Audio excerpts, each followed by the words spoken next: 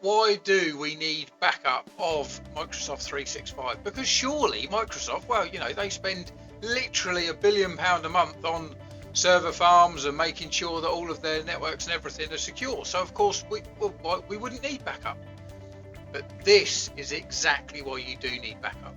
So because Microsoft spends so much money on making sure that all of their server stacks and everything like that is really clean, before, when you had all of your emails and you were hosting them on your own server, Microsoft didn't really mind, because of course if you got, you know, viruses and all of that sort of stuff, it didn't matter because they were on your server. They didn't affect Microsoft. However, now if you're using Microsoft 365 for things like your emails, your data, anything like that, then if you get a virus, guess what? Microsoft doesn't like it. You can log in and suddenly there'll be nothing there. It'll be deleted.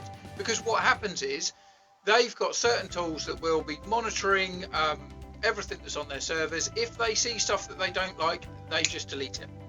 Now, don't get me wrong, 365 is backed up from a hardware perspective. So obviously, if one of their server farms or one of their servers goes down, then it is backed up and mimicked somewhere else in multiple places. So it will basically spin up a second one really, really quick.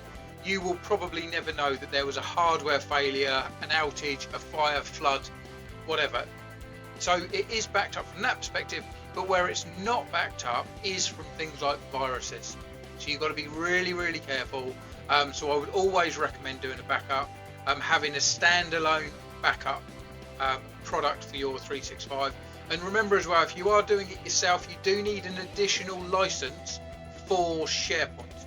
So again, the way that generally it's done is that you'll have per user, per license, you pay for an additional backup. So if you've got 10 employees, you'll need 11, because you'll have 10 people that will have a mailbox, and then obviously the additional one is for your SharePoint and your Teams.